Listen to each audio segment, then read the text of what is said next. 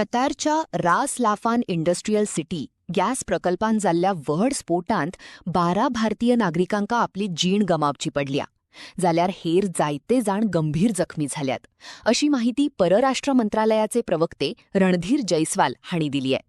भारत सरकार थळाव्या प्रशासनाकडे मेळ सावरून मरण आयिल्ल्यांच्या कुडींची वळख पटवपाचे आणि ते भारतात परत हाडपाचे काम करता आणि पीडित कुटुंबांच्या सतत संपाकात आसा असंही त्यांनी मुखार सांगले.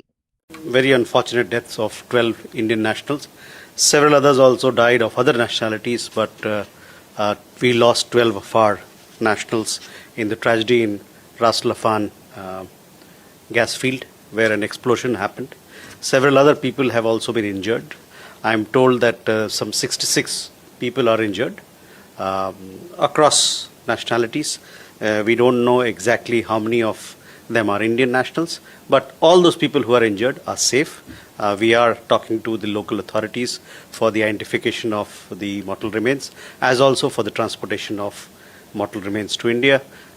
We are also in touch with the family members of those who have died in this very unfortunate accident.